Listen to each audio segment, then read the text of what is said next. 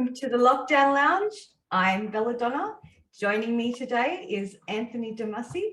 How are you, Anthony? I'm really well, Belladonna. That's wonderful. I Yeah. see you have some little co-hosts there with you. What are their names? This is my agent, and this is my head of security. Oh, This is Pascalette, and yep. this little guy here is Chester. Oh, they're so cute. So one's Yeah. a dwarf and one's just a lop-eared, is it? Yeah. Yeah. And this is my script writer, Chico. That's cute. So you guys have had a little bit of excitement down there in Melbourne today. Yeah, that's right. Well, we had a little bit of a tremor. It's very Yeah. scary, but yeah, I've never sort of experienced anything quite like it. Yeah. Well, Yeah. I'm glad you're all safe. So you have a Guinness World Record for the longest running magic show. Would you like to tell us about that? Well, I've just been part of that in Melbourne.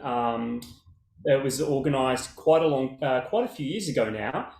We Yep. ended up breaking a world record. I think initially it was 75 hours, and Yep. then another collaboration with a whole group of Melbourne magicians and some other magicians possibly from interstate as well. We all connected together at Dane Certificates Magic Theatre and performed another record breaking attempt and performed for 85 hours non-stop magic.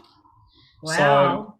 very exciting time, very tiring time. I was just only a small part of that, but I'll still be involved in it because I did Yeah. get up and perform. But it was just an amazing collaboration of magicians connecting together and just believing in something and really working together. I think it was such a great time. Like I reflect back on that experience and sort of think about all the chaos and the craziness to it, but it was just a lot of fun. We'd all be sort of Yeah. like magic zombies looking at each other going, how long have you been here? Well, some people have stayed overnight. It was pretty crazy. Yeah. So was that live for like the public to come and witness?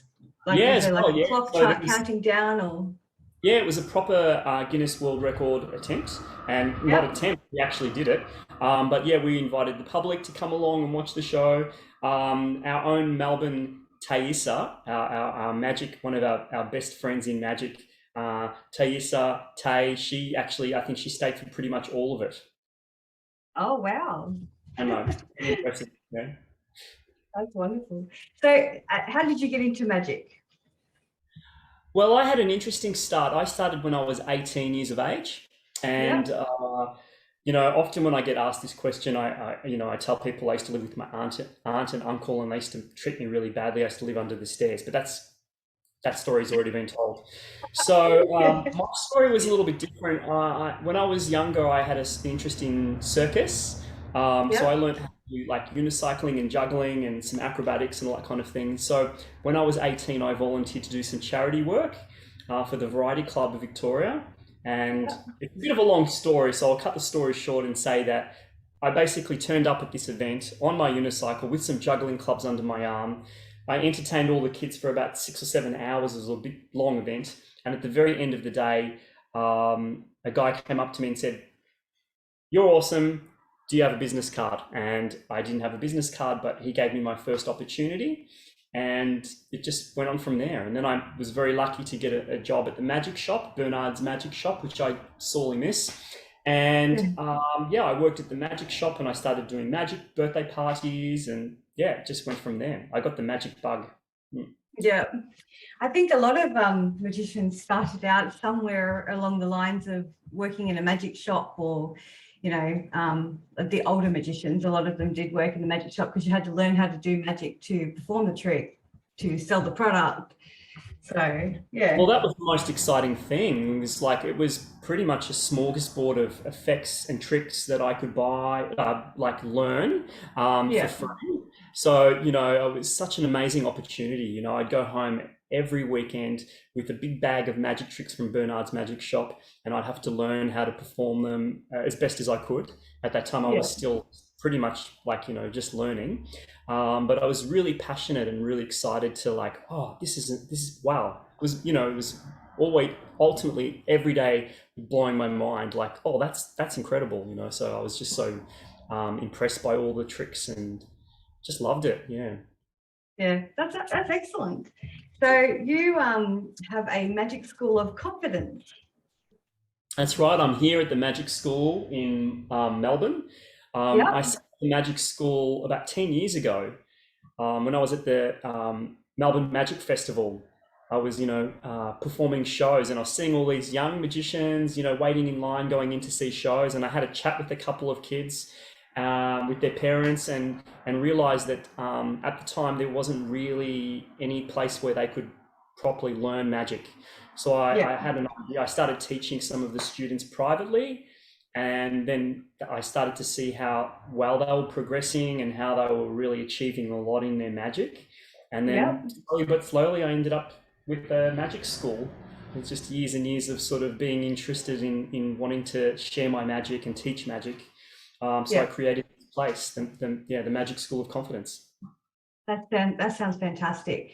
So do you have like a written curriculum, like a set out curriculum that kids can come in and or children or parents can have a look at, like this is the set run, how they're going to learn magic? Or Yeah, we do in a set in the sense of like when a beginner magician comes along, we have a set structure of tricks that we'll teach. They're all the yeah, classic tricks, plus then start like learning, and just from many years of teaching magic, you go along to conventions or you chat with friends around the world, brainstorm ideas, and you say, oh wow, I haven't seen that beginner's magic trick before, yeah, and you add that to your teaching class.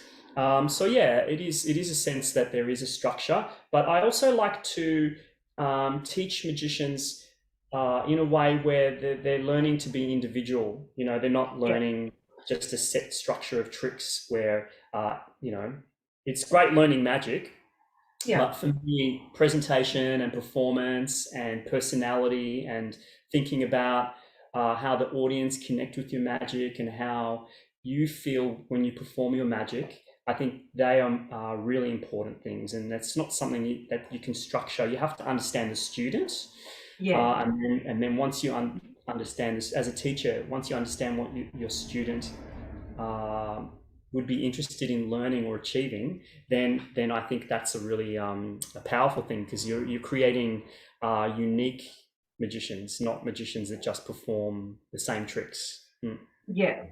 Yeah. So do you work with the students in regards to like character creation, like personas, and do you touch base with them on like what kind of magic interests them, like say stage or close up? Absolutely, yeah. So one of the key elements to teaching here and running the school is that students come to me often, like we all do when we were learning magic. Even now, I do. You Yeah, have like an idea for an act, or you have a theme or a direction, and so it's just getting that. It's almost getting that energy of starting something. So you can inspire them by showing them. Other examples of that work. I have an amazing collection of books here at the school, so I can often direct students to magic books that they can have a look at. like But Tarbell or yeah, absolutely. And then I think the other thing too about running a magic school is that you do build an amazing connection and network with so many incredible magicians from Australia and internationally. So if yeah, someone wants to do something with mentalism, for example, I can always direct them to someone who's really really skillful in that area. That has yeah. the knowledge. So yeah, because you can't unfortunately know everything. So that's the beauty of running a magic school, is you can help by creating those networks and helping them out. Yeah. And so so with the lockdown at the moment, do you offer these lessons via Zoom? Like how can students connect with you? Well, firstly, I've got my Instagram and Facebook pages, which is Yeah. Magic School of Confidence, and also my page is Demasi Magic. So, Yeah. I mean, I'm always open to connecting and chatting with other magicians and helping magicians out.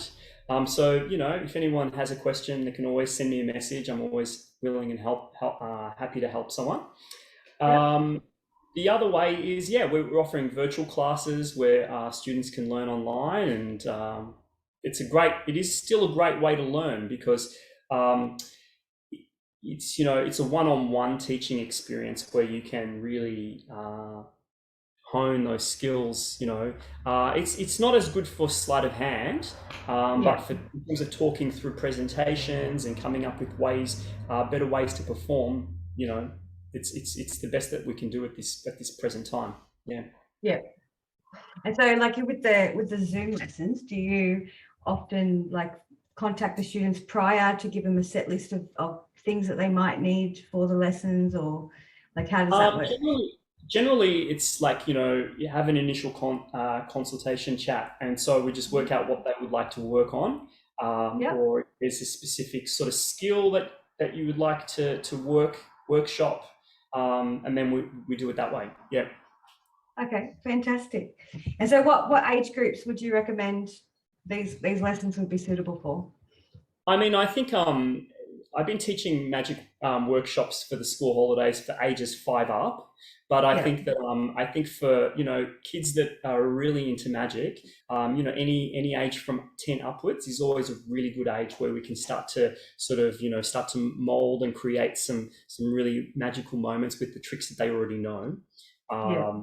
Of course, I'm always prepared to teach new tricks and, you know, inspire them to learn new things. But I think that's the best way is like when you can start to work the presentations, because often I think that's one of the things that I hear a lot from parents or anyone that sort of has a junior magician, is that the Yeah. tricks are there, you know, because kids are really clever. They're really they've got the time and they've got the patience and they've got the opportunities that are very different to when we first started learning magic.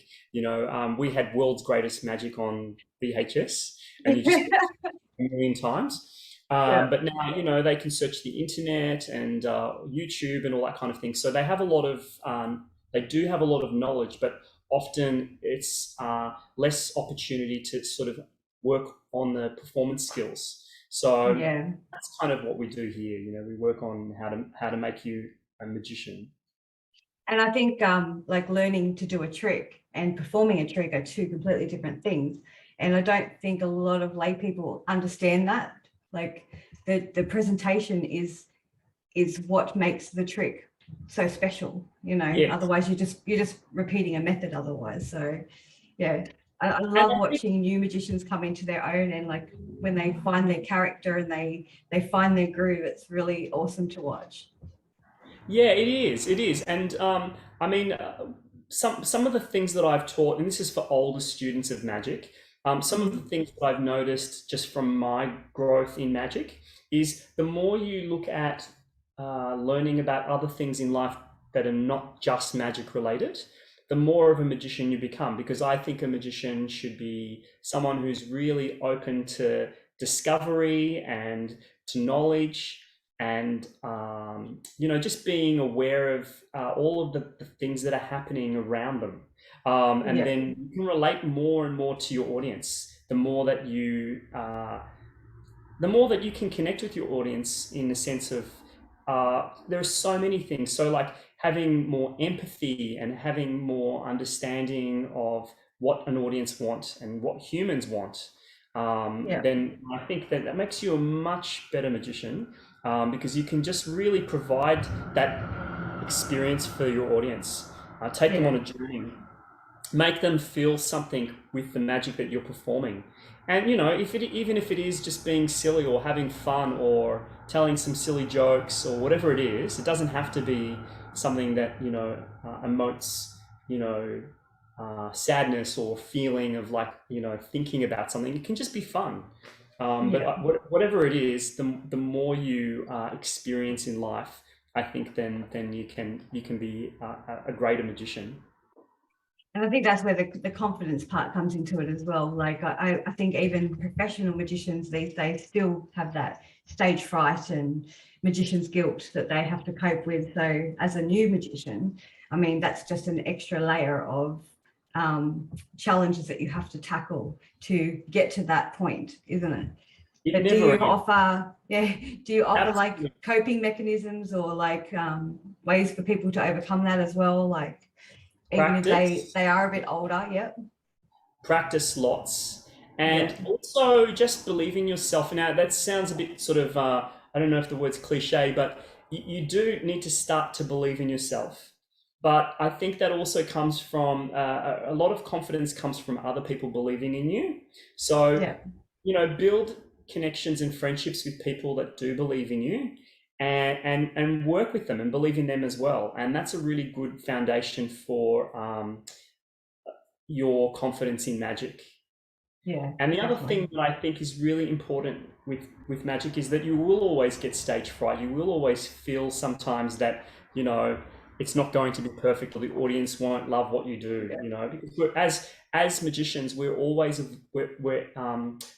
evolving. We should always be creating. And creation means that you need to start the start of something.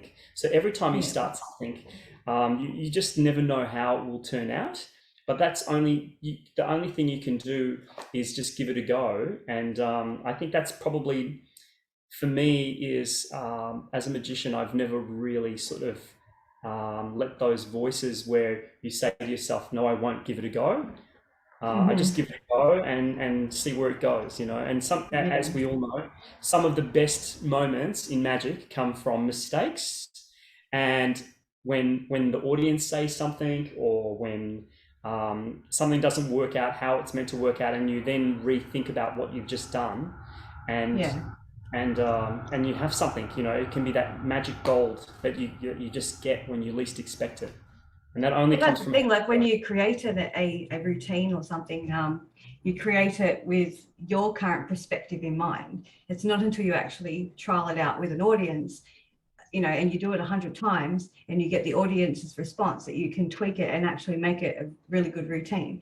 But it's, again, one of those things that you have to do over and over and over until you find that perfect little thing. Like I'm still tweaking routines that I've been doing for like 15 years because the audience changes and society changes and the presentation needs to change with it. So yeah, I don't think you ever stop working on magic. So yeah.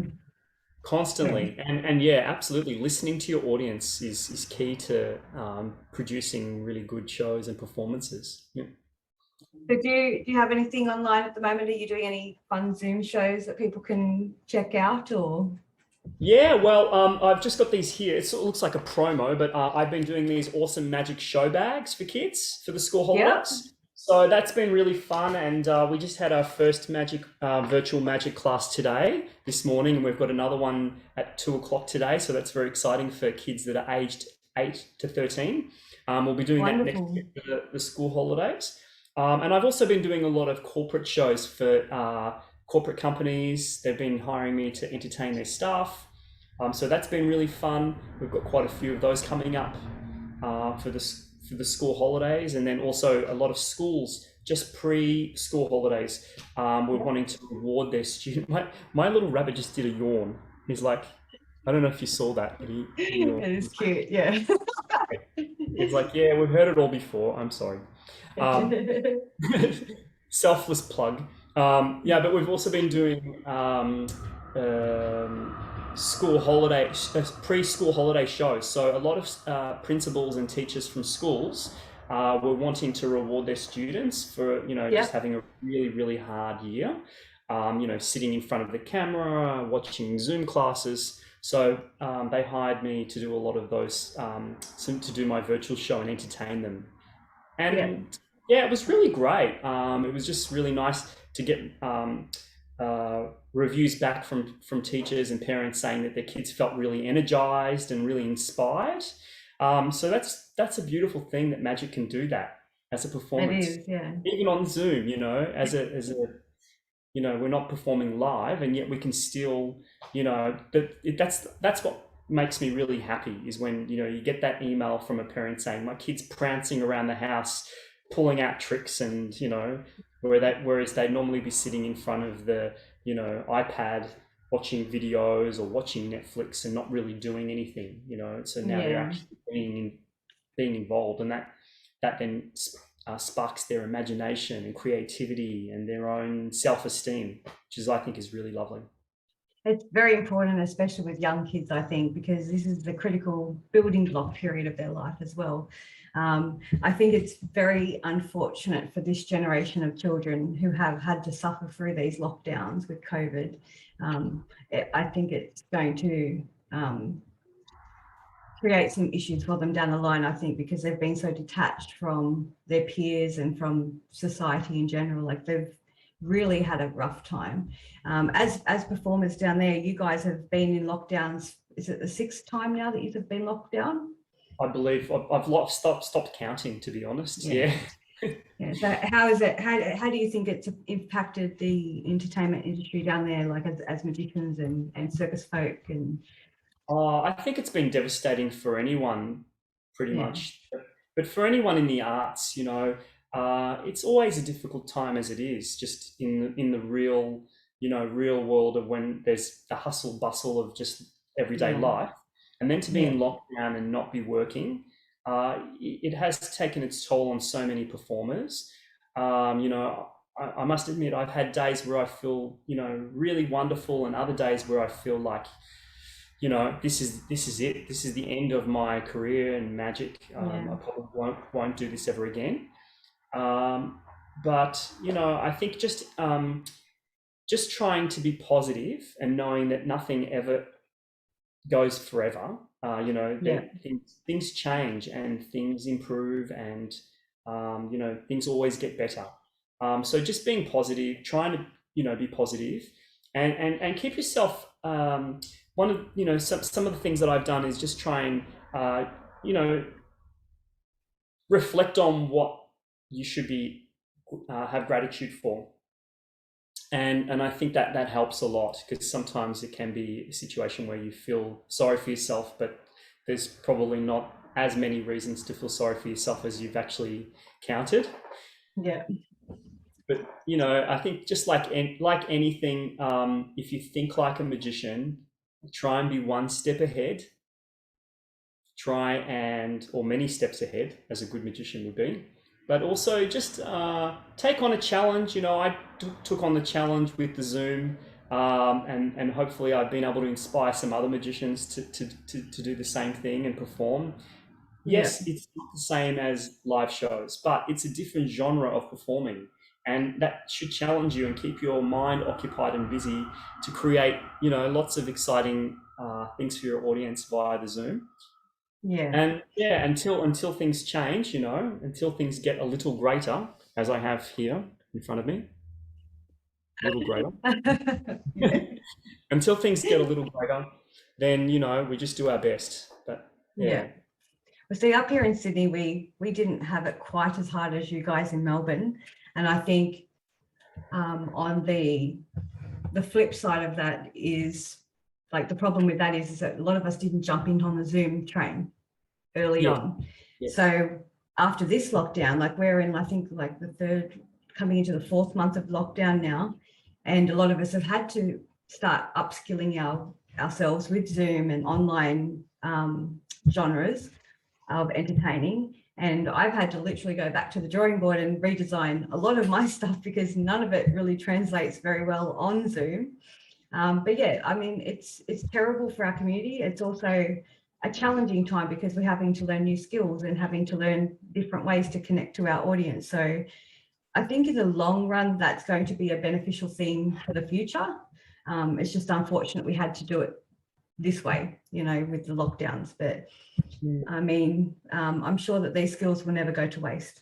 That's the one good thing about it. And it gives us the opportunity to do things like this, where I can talk to guys like you in Melbourne and all around the world.